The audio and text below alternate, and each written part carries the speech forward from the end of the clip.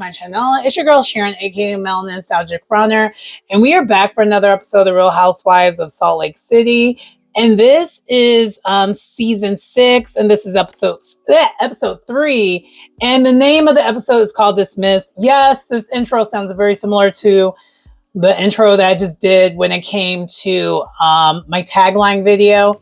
For those who don't know, I originally was going to do the review and the taglines on one video, but y'all already know how I do. I get to talking and I went on tangent after tangent after tangent. And I was like, okay, we're going to make this a separate video. So for those who haven't checked out my thoughts of the taglines, that is a previous video that I have from the prior day. But I already mentioned that video. I was not editing the intro. That is me being so for real. Like, I am not editing the intro. I'm not redoing the intro. That is what you're going to get. But anyway, without further ado, let's go ahead and get into the episode because the episode was really, really good. Let's first start off here. Oop. Hold on, child. Don't mind me. I had my notes up and then I closed out my notes. So let me go ahead and get my notes here. For those who don't realize my setup, the way I do this is, so I have my camera up here, but this is also, my ring light is on the camera. And my camera is my phone, by the way, because my camera phone quality is top notch. It's like, that's actually one of the reasons why I buy the type of phones I buy. I'm actually not an iPhone girly. Y'all can judge me if you want, but the Samsung video and pictures are better than any other phone. So that's why we do that. If it wasn't for that, and I wasn't such a picture and video girly, I definitely would be an iPhone person, but that's my trade-off. Anyway, and then the other thing that I've set up here is I have this, and then right below here is my computer with my notes, and I edit and stuff like that sometimes when I'm doing the videos. But yeah, anyway, I know you didn't want to know all that, but I figured, hey, let me just spill a little bit of tea how I have this set up. But anyway, let's get into this episode. So we start off here with Lisa at this lounge that she apparently opened, and now I kind of want to check this out. Is the Vila Tequila in that lounge, and she's having kind of like a gathering there, and she is just talking about how great she is. The bragging is bragging. There's no humility anywhere in sight. And then she's literally talking about how she's literally giving Karen Huger energy. And she kind of gives Karen Huger energy this whole entire episode. Because she's like, I have so many businesses. And when you're someone like me who has all these when you're someone like me that has all these businesses, you're going to have lots and lots of, you're going to have people who sue you. Like, so I've been sued before. I'll probably be sued more, once more. And that's what it is. I live a different life than the rest of these women do. And they don't understand that. And then after that she starts just name dropping. She's like, yeah, I'm at this event. She mentions all these celebrities that are at this event, but do we see these celebrities in this event? No. And then it's just kind of like, okay, girl, okay. And so then as she's talking about this to like her event coordinator for this, we do get a scene from a couple, I think 48 hours before, where she's talking to Amy. Side note, I didn't know this until I did a little bit more research and more digging. And I forgot who is the content creator. Oh, shout out to the Brooke Ashley. She, this wonderful person on YouTube, one of my favorite reviewers to watch. Support Black content creators. Anyway, she be having the tea a lot of times when it comes to these Housewives shows, because she goes to like a lot of the direct TV housewife events where she kind of gets some tea. And it turns out that this socialite, Amy, the one whose house event that we were at last episode, apparently she actually was trying to be on the show and then she backed out towards the end. Like, so that's why we don't have her as a friend of capacity. She's kind of like, they kept her scenes and stuff, but she was I don't remember if she was, I think she was supposed to be a friend of, but I don't think, towards the end, she just decided she wanted anything to do with the show, I guess. And I'm not sure how or why. Maybe we'll get into it a little bit more when, as episodes progress. But anyway, the reason why I bring this up is Lisa is actually 48 hours before is talking to Amy, and she's talking about how she wants to do this ski shooting event. And in the ski shooting event, she's inviting Meredith, Mary, and Heather, and Amy. So those are the girls who are going to that. And then afterwards, she is going to do a luncheon. She's basically inviting the rest of the women. And Amy's like, wow, that's big of you that you're going to invite, the, like Brittany. Well, not really Brittany. That was kind of an odd choice. Maybe in the next episode, we'll get into why that was a thing. I'm not sure how or why that was a thing. But anyway, maybe she just kind of do something a certain way. Who knows? But anyway, the other women who were who were invited to the luncheon was Angie, Whitney, Bronwyn, and Brittany. And so, Amy's like, wow, that's really big of you that you're inviting them. She's like, wait till you see what we're about to do. It's like, okay, it's giving shady. So we're foreshadowing of this luncheon ain't going to be no kumbaya luncheon. We're learning. We know right away that's not how this is going to go. We can kind of tell here this is where Lisa's going to try to get her get back. Now, fast forward, was this get back successful? I really don't think so. I think this is like the second episode in a row that Lisa thought things were going to go a certain way and it is not going a certain way. And I have a theory of why. And also, too, shout out to Kempire. I have a theory of what they're actually arguing about. I don't think the arguments is necessarily about the lawsuits. I think it has to do with the real reason why she wasn't on the first episode of the show. But anyway, let's get into that. Okay, so then next we have a scene with Bronwyn and we see Todd father.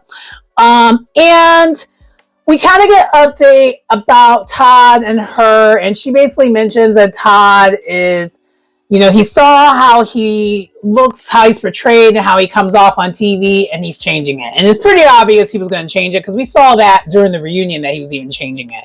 And he's continuing to do this. And I think now, honestly, what I think it is, I think Todd finally has his footing when it comes to his show. I think Todd was really being the way he was in real life. And when it comes to reality TV, you don't always, I feel like most people kind of turn certain aspects of their personality down and other aspects of it up. And so I think that's all it was that Todd is doing now. He's turning certain aspects of his personality down because it did not translate well watching as a viewer. And then other aspects, he's turning it up. So he's coming more, I think, this season as a more supportive husband, especially towards Bronwyn. And so we find out that Bronwyn doesn't have really changed anything about herself. And she's kind of like, probably should fix that. And yes, Bronwyn, you should fix that. But then we find out that we find out more about Bronwyn's family life right now. It's pretty chaotic. It's pretty dark. It's not positive at all. And this is kind of the beginning of the heavy conversations that need to be had.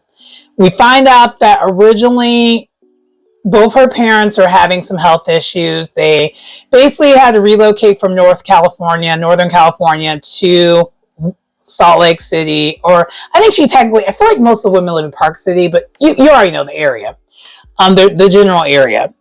And Bronwyn then shares that her dad has had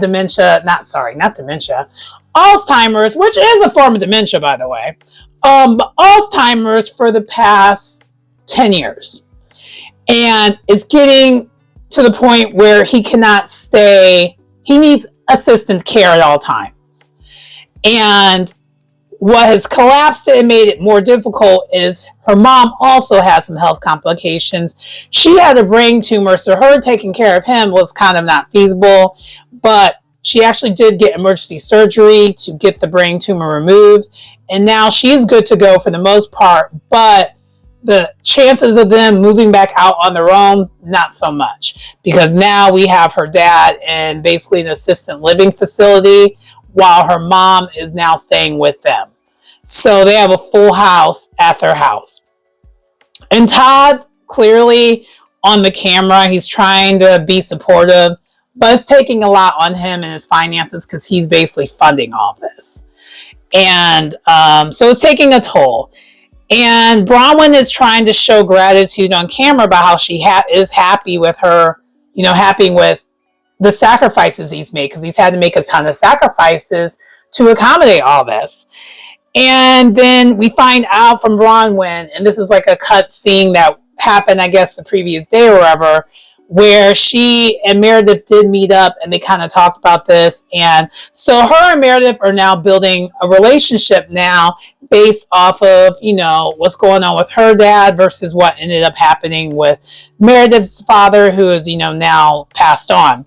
And so Meredith is showing true concern and really trying to be a nice voice for Bronwyn as she's dealing with this tough time. And this is heavy to watch because I have a friend where this was kind of a similar situation, and it's just really hard to, this is really hard. Anytime when a family member, especially a close family member, like your mom, dad, or siblings have any type of brain issues when it comes to dementia, really bipolar, any of that stuff, it's heavy. It's never going to be something that's light. Now, I feel like with Alzheimer's and dementia is slightly different because that's brain deterioration. So there's no chance for recovery. And at this point, since he's had it for 10 years, that's tough. We get more into the nooks and crannies of how bad things are later on in this episode, but we're getting a little bit of a tip of the iceberg here. And then we also find out, and then Bronwyn is still, and this is the part where I mentioned earlier how I really need Bronwyn to change herself a little bit here. But we find out why she's the way she is a little bit more in this episode. The same thing as what I'm talking about when it comes to the dad situation. She still wants to be cool with Lisa. She wants to move past the issues and be cool with Lisa. And Todd's not really with it. She's like, y'all said so. He's coming from the standpoint of real life. In real life, after all the things Lisa has said to Bronwyn, if Lisa was to say all those things to me, would I ever be cool with her ever again? Absolutely not. Absolutely not. So Todd's coming from that standpoint, but Bronwyn's like, no, I really want to fix it. And she also alludes to how she just doesn't like when people don't like her. And that is really the kiss of death when it comes to reality TV. You have to have thick skin and not care about it. But it's very clear that Bronwyn still definitely cares about it. And hopefully she doesn't go outside herself. She really needs to let this people-pleasing side of her go.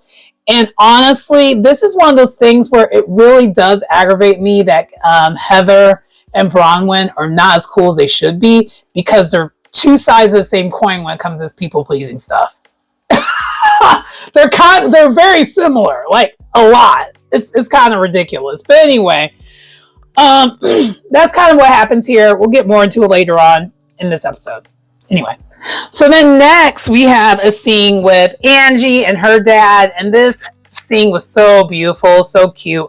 I love Angie and her dad because, as we know from previous seasons, Angie's mom left her at an early age in life, so she's only really had her dad. Her dad is her mom and dad.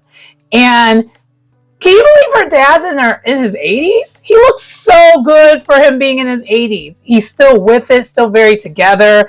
And we see this very beautiful scene where he's basically showing all these pictures of him as a young man.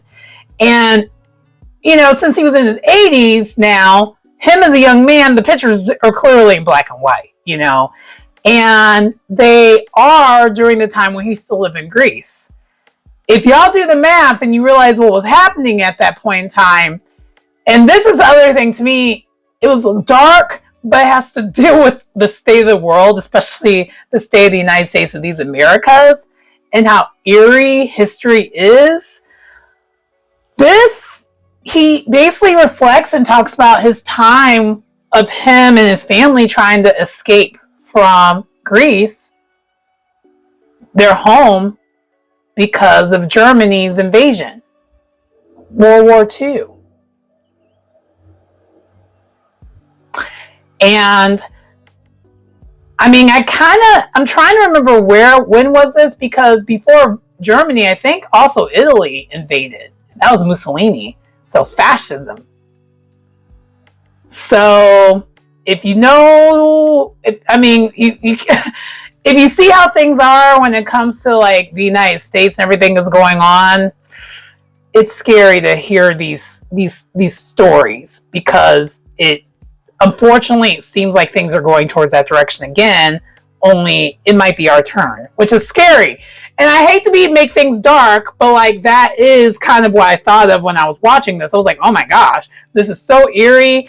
And the reason why I also even mentioning this too is, for those who don't know, because I live in Chicago, and ICE and the National Guard, they're here.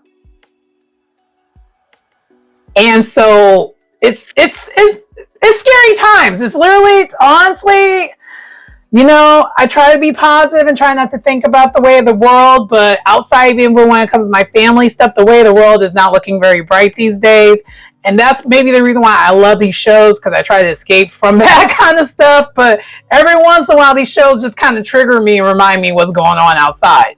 So anyway, that's kind of the only thing that was kind of dark in this conversation. But outside of that, Angie's just talking about how she just really feels connected to the Greek culture, even though she really never really got to be part of it all the way, as far as like living there. But and then her dad's like, yeah, of course you're going to feel that way, because that's your roots. And I get that. I understand that completely, because I kind of feel that way when it comes to, because for those who don't know, one of my major bucket lists is I definitely want to go back to Africa. Particularly Ghana. There's actually quite a few countries I want to go in Africa. I ain't gonna hold you. I want to go to South Africa. That, not right now, probably. I probably need to hold off on that by a lot because of what's going on. Ghana. I would love to go to the Ivory Coast. Like, there's a lot of places in Africa I want to check out. And I was even talking to my dad about this like a couple weeks ago when he was in town, because he even though he's not someone who likes to travel, he's even considering wanting to travel before he gets too old, and he wants to go to like an African country. And that's kind of so I understand where Angie's coming from all the way when it comes to this stuff. And so this is kind of where we leave it at, but we talk about it a little bit later on in the episode. So anyway, that's pretty much it. Side note, I'm so glad I made the tagline a separate video, because this review is going to kind of go long. Anyway, so then the next scene, and I mentioned we were going to circle back. We're circling back. Bronwyn is at her house with her mom. And her mom is definitely kind of feeling a certain way when it comes to how things are going on right now. Because we find out also, to add more context, now that her mom's recovered, she's going back and forth between Northern California and Utah, because they're actually trying to actively sell their childhood home in Northern California. And so she's having a tough time, because she's actually now trying to clean some things out. And a lot of these things she's trying to clean out is like her husband's stuff, Bronwyn's dad's stuff. And it's hard, because she's like, he's with us. And this is where I kind of felt another form of heaviness, because this actually adds more context to how one of my friends was feeling when she was going through a similar situation. Because they're kind of talking about how he's not there. So even though his physical shell is here, it's like they're going through the mourning process before he even is no longer with us, because of how his brain isn't there. And so they kind of go more into that. They also talk about how when he does come to, he is like in a time loop. So when he sees Bronwyn's daughter, And we've already seen the previous episode, like a little cut scene that Bronwyn's daughter is literally rocking the same haircut as Bronwyn and her mom. Like all three of them have like the bob thing going on. They like the bobs over there. But it's problematic a little bit because her dad thinks Gwen, who is his granddaughter, is Bronwyn because he's in the time loop of when Bronwyn was that age and was going to college. And it brings about a lot of history that Bronwyn was trying to not go revisit. And because that was a dark time for her. That's actually when Bronwyn ended up dropping out of college to give birth to Gwen. So there's a lot going on there. And so she still has a lot of guilt when it comes out. Of course, not to keep her baby, but just like the timing of it all and her not getting her life together. And honestly, when she's talking to her mom about all this, her mom's giving her no grace. She's giving her nothing. So you could tell her mom is still kind of disappointed in her. And Bronwyn is taking this all the way to heart still. And it's just like, girl. And I think a lot of it has to do with, though, because her dad's in a time loop, it's kind of causing them all to be in a time loop. That's kind of what I'm getting from this. So it's making it hard for Bronwyn to move on from her past because he himself is still in the past. And so he gets really confused and probably clearly frustrated when he's thinking he's talking to Bronwyn, but it's really Gwen, his granddaughter. And in his head, he thinks his granddaughter is like a little girl, but his granddaughter is literally the age Bronwyn was before his Alzheimer's really kicked in. So yeah, it's kind of interesting.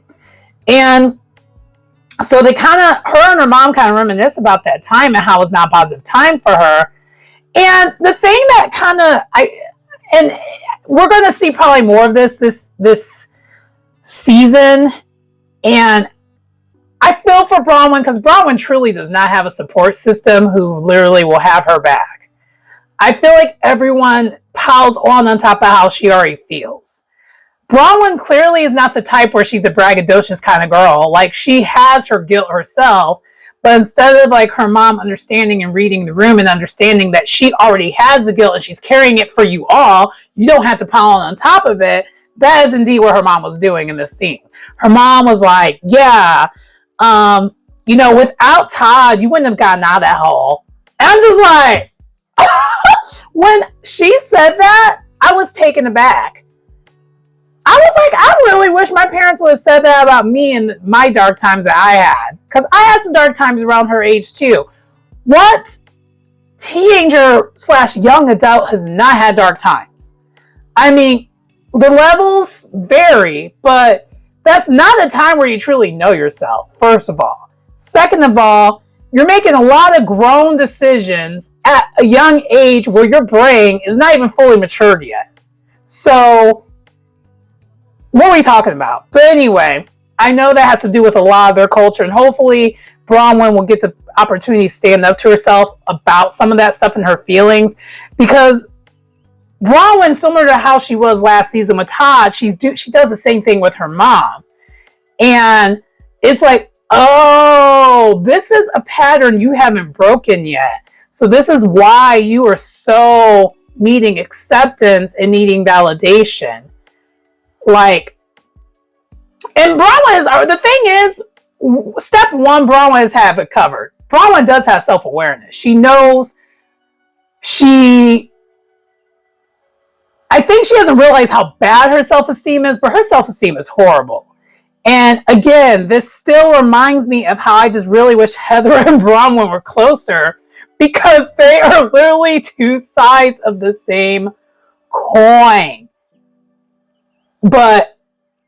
And I really wish Heather could then come to her and really try to lift Bronwyn up, because I think even when watching this, I'm seeing that Heather is a little bit further along in her journey when it comes to finding herself and getting her self-esteem than Bronwyn is.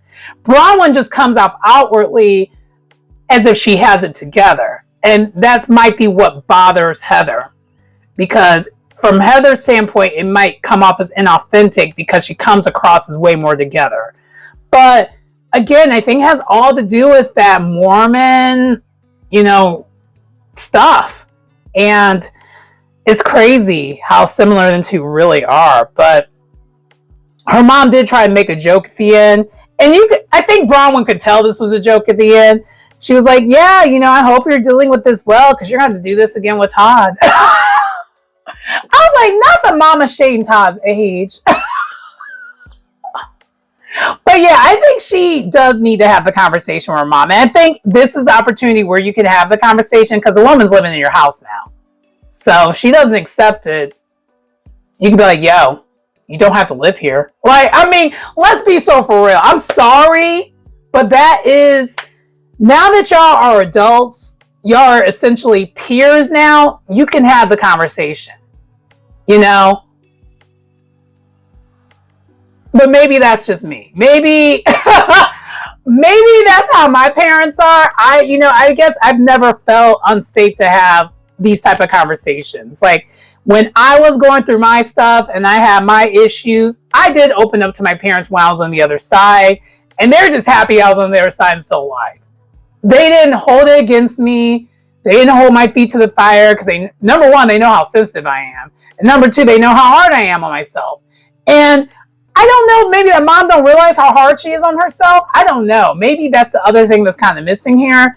But I feel like if her mom knew how hard she was on herself and how much she beats herself up over all the decisions she's made in her past, maybe she will lay off. I don't know. But anyway, let me know what your thoughts are on that. I know I went on a tangent here, but it just kind of reminded me of some of my upbringing a little bit.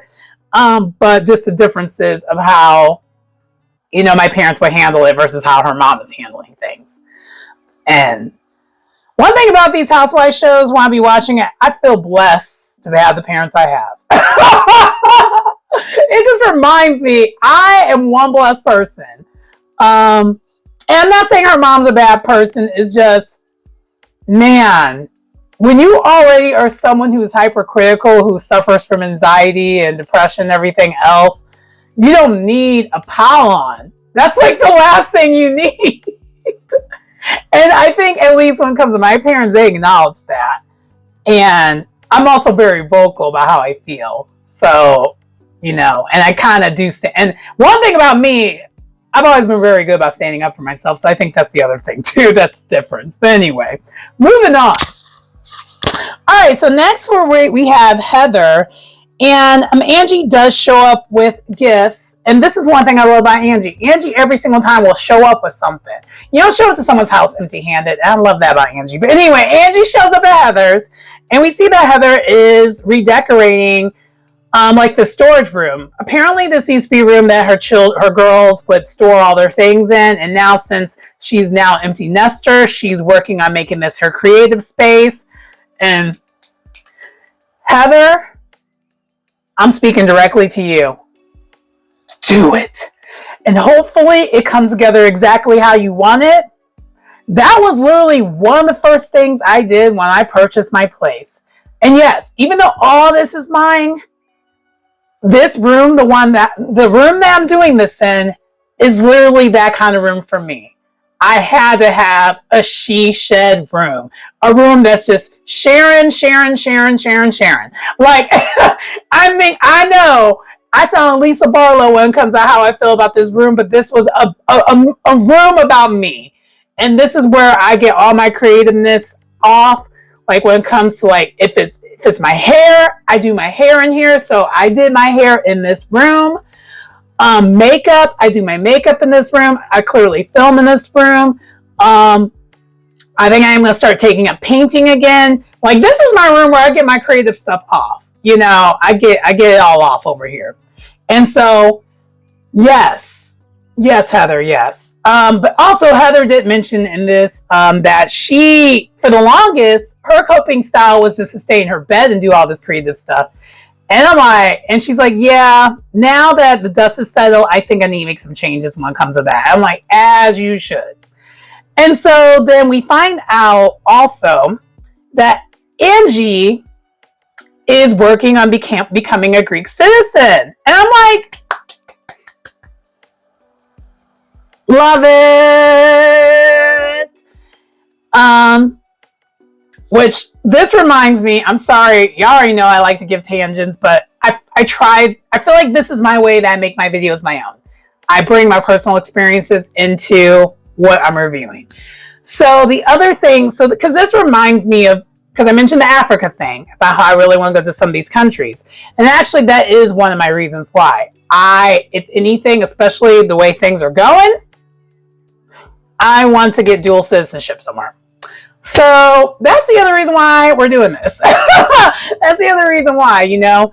But I don't want it to come off as force. I want to visit these places and figure out what feels like home to me. And for those who don't know, my background is my family, like, even though I'm from the North, my family, they're all from the South. They're all Bamas, mostly. Mostly everyone's from Bama, with the exception of my grandfather, who's half Native American, so here. So there is a part of me that's literally supposed to be here and is always supposed to be here because I was always here. But it's a very small, it's you know, all the percentages of it all, you know, clearly I'm mainly melanin. So there's that. But anyway, I do like this. And then this is where I think I mentioned a little bit in my tagline review about her daughter is just being a teenager about everything. She's basically rebelling. And I think part of it is Angie, and with love, I was like this a lot when I was her age because of you being kind of a helicopter mom.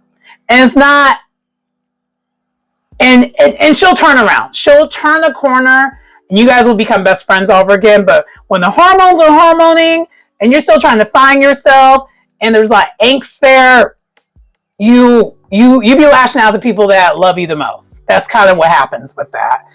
And like, for example, I talk to my mom now at least once a week. And especially with what's been going on lately in my life, I talk to my mom about 3 or 4 times a week. Like, I talked to my mom last night before I went to sleep. Okay? Like, that's how close I am when it comes to my mama now. And that used to not be a thing. But, you know, that happens with age, maturity, and really living life. And your daughter will get there too. But I was a pretty sheltered kid all the way until like college. College is when I just ran amok. No pun intended, I was doing too much when it came to college. But prior to that, I was a very sheltered kid. And so that kind of might be where some of the angst comes from. But anyway, I think your daughter will get it and she will understand why you being Greek is part of your identity. And I don't think she gets it because it doesn't grasp yet to her. And maybe she knew more of the history of what her grandfather, aka your dad, went through. Maybe it would click more. Because I think that's part of what's not clicking for her. I think you're projecting how you feel about Greek culture onto her without actually giving her the lowdown of why you feel that way. Other than, you know, the flag and everything. And maybe we'll get more of that this season, but I think that might be part of it. Like, as a teenager, you kind of need to know the why and everything. But even after that, she's probably not going to accept it outwardly to you, but internally, it'll sink in. Because I was like that too. I would be agreeing with my parents all day long, but they would never know it when I was a teenager. I had such a rebellious spirit. Even before I really started rebelling, I had a rebellious spirit. But anyway. And so, also, then we go and recap Amy's party. And this is where we see, Heather feels a way about what Lisa said about how she lives a different life and everything. And we could tell in that scene that she felt that way because she even said something a little bit during that scene. And, you know, Lisa doubled down on what she said. And in Heather's confessional, she's like, I want to defend her, but at this point I can't. Like, you know, you always want to put someone above you. And clearly that's going to trigger Heather of all people. And I think once she kind of got past the whole alliance thing of it all, because I think Lisa and her have kind of a little bit of alliance, I think she realized, you know what, my views on this trumps this alliance. Like, I feel a way about that.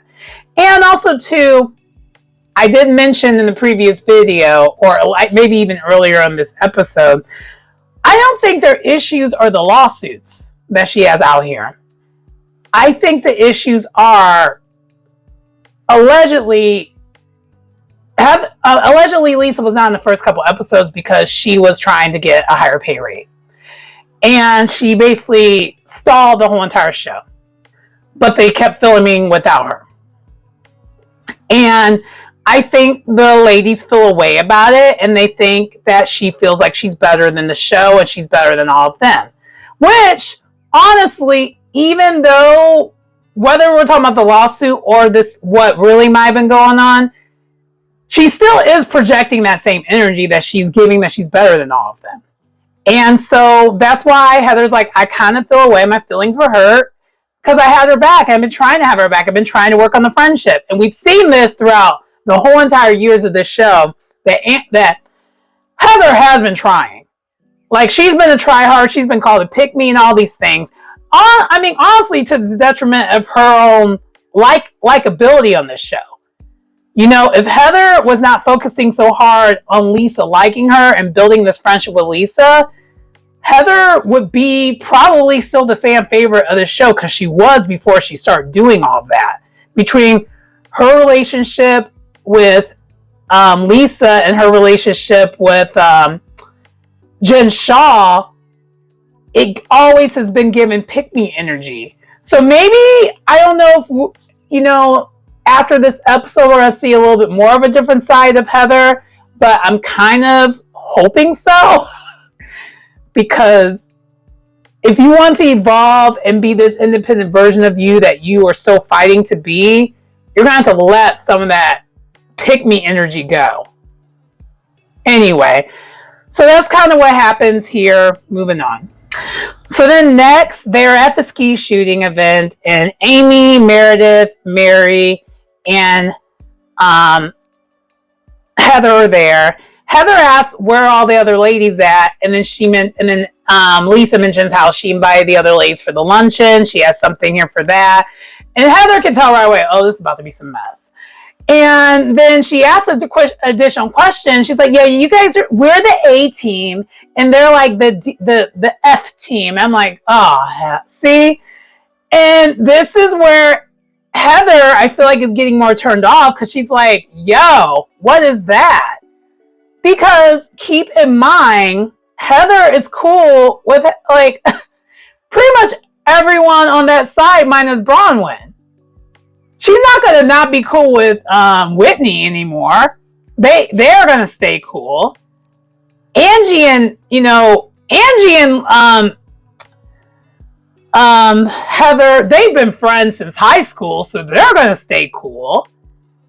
And then Brittany, Heather brought Brittany to the group, so she's going to be cool with her too. So, like, Heather's like, okay, what are we doing here? And so, anyway, fast forward, they all go to this luncheon, and Child is giving Real Housewives of Potomac the Ray Huger tax gate. It's literally the same thing. There's poster boards everywhere of her lawsuits, and it says dismissed everywhere. Everything's blurred out. And then we have a random picture of Lisa and John being on a boat, but you can't tell if it's like a big boat or a yacht the way the picture is. And then we have another picture of John and Lisa at the Utah Jazz game. And she tried to take the picture to make it look like they're courtside. They're not. And you can actually tell that they're not. And the women are literally just cutting her up when it comes to these pictures and all this. And it's not landing with any of them. All of the ladies, literally one by one, minus like Brittany, is shading her in the confessional like, what is this? But Brittany's face says it all. She can't even defend this. She's like, what is this? Everyone just has this look like, what is this, honey? What is this? And so that's kind of what we have here. And Child, the way Lisa was like, you gotta make money to spit. You gotta make money to get sued, and that's why I'm getting sued. Like, that's kind of how she was saying. Like, she was literally giving that energy, and all the ladies were just like, okay. Everyone was literally like, what does this prove? what does this prove? And one by one, all the ladies are trying to ask her questions, and she's just deflecting and just being a total jerk about it. Bronwyn starts asking questions, but like genuine questions, just trying to get answers. And her and Bronwyn start going at it. And then Lisa starts, because she's going at it so aggressively with Bronwyn, everyone basically chimes in and kind of has Bronwyn's back, including Heather of all people, which I didn't see that coming. Because Heather was just like, look, Bronwyn has provided facts, and we just want answers for these facts that she provided. Because at this point, even Heather can't deny that, like, look, this is out here. I don't know if the producers kind of like pull like Heather aside, like, girl, this is out here. it's not like Bronwyn didn't really have to dig that hard. And, you know, court records are court records. You really don't have to dig that hard for that stuff. But anyway, so everyone's pretty much going at it with Lisa, minus like Amy. Amy clearly is not built to be a housewife. You could tell in this scene also that she doesn't even want to be there. Because Lisa goes to yelling right away. That is literally her go-to. She goes to yelling, goes to saying all this stuff. Like, she word salads it off. Like, honestly, it's a lot. And Meredith is still kind of keeping her mouth shut for the most part. And then Brittany is kind of keeping her mouth shut too, because they really can't defend Lisa. They're trying, but they can't. That's kind of what's happening here. And then from there, Lisa and Angie tried to talk, and Lisa is constantly interrupting Angie. Angie's like trying to talk softly to her. It's like, look, I just want answers. I'm not trying to attack you. I just want answers. These things are out there. These allegations are out there. We just want answers. And Lisa is still attacking. And it's like, well, why do you need to know this? What's your point? What's your problem? This, that, and this, and that. And then Angie's still trying to defend herself. And then also, as this is happening, Mary chimes in, because Mary, of course, has Angie's back. She's like, look, we're all talking about you. It wasn't just Angie. It wasn't just Bronwyn. We're all talking about you. This information's out there. We just want answers. We weren't talking bad about you. We're just talking about the situation that's out there. That's it. That's all. And so she came in and came on out, and because Lisa was not going to try it with Mary. I can tell Lisa don't want none with Mary. She really don't. Anyway. And so then all this is going on. And out of nowhere, the server just pops up. She's like, y'all ready to order? And they're all trying like, and so then we have like, we have Amy and Heather and Mary trying to get like Lisa and Angie's attention to stop arguing so that they can order. I don't know who ends up getting their attention, but they do eventually take a beat and take a pause and they order. And Heather, her confessional, she's just like, at a luncheon, you know, we probably should have some food at a luncheon. I'm just like, right? And yeah, Amy this whole entire time looks mortified. So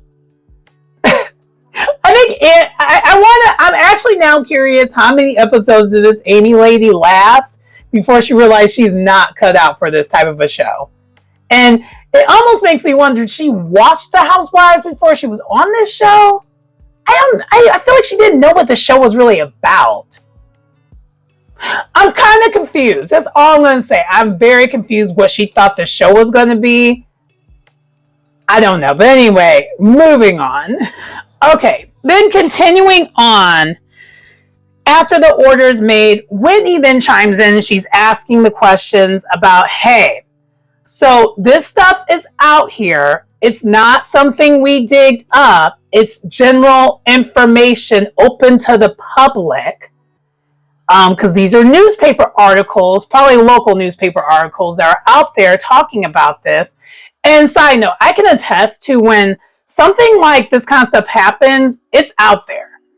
For example, I know someone who works in works for the or was working for the government at one point in time. I don't know if they still do or not, but like celebrity trouble when it comes to like the feds, that's out there.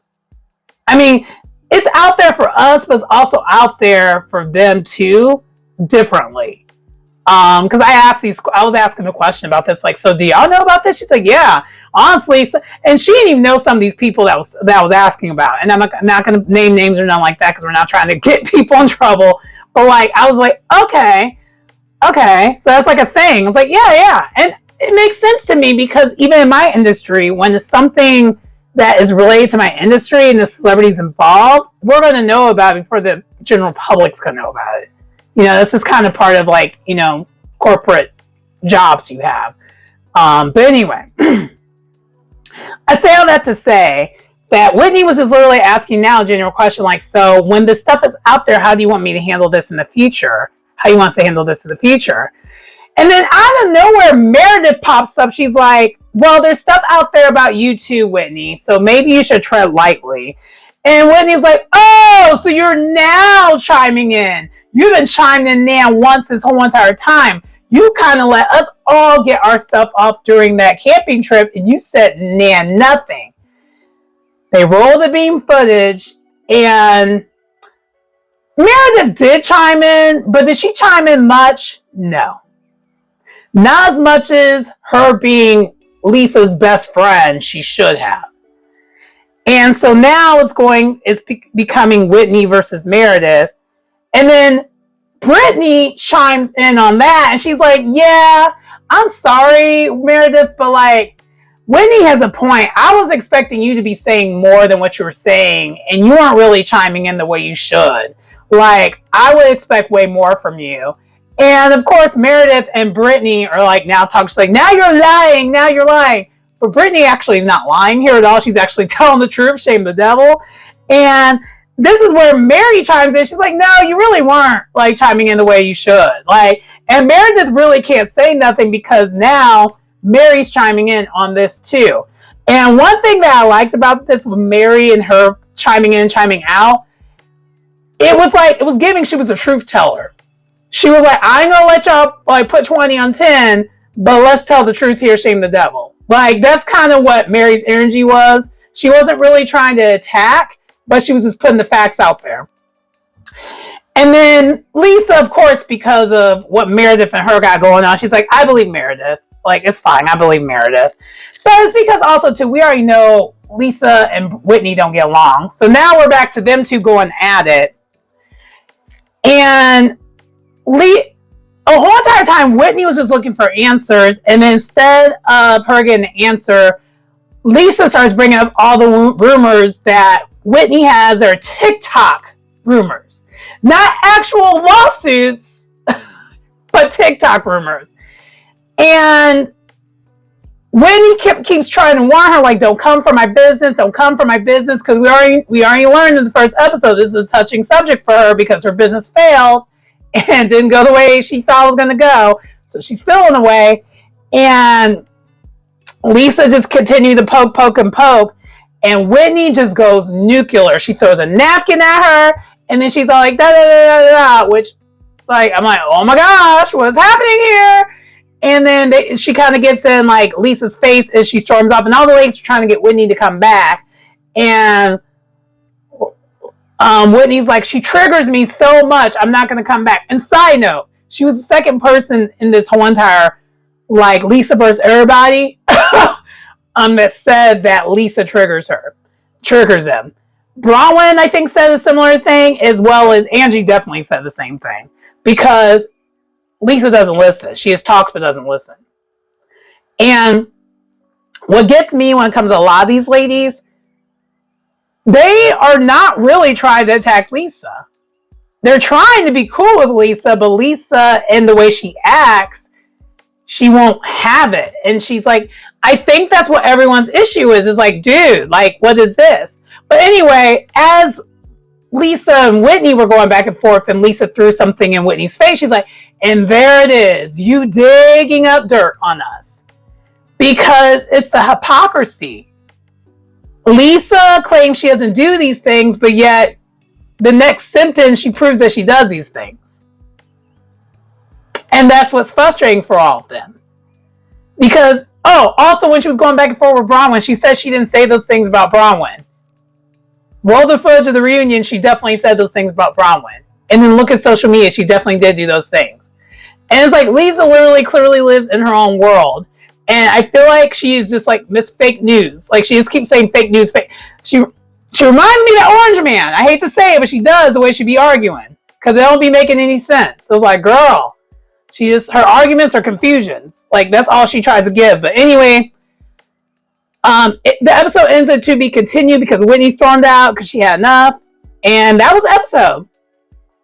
It was a pretty good episode to me. I really like it. I really like it. But Lisa, I think what you could benefit from, and hopefully we'll get this from you at some point in time, because girl, you are not as important as you try to project. I think what everyone's looking for you, and I wish I would just say it, is her being vulnerable.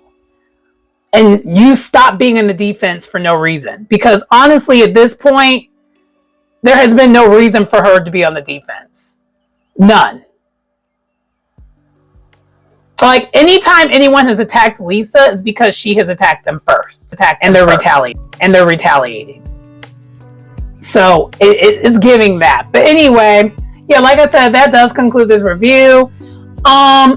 Please like, comment, subscribe to the channel if you get anything out of the content. It's your girl Sharon, aka the Melanin Nostalgic Runner. And I will see you next time. Bye!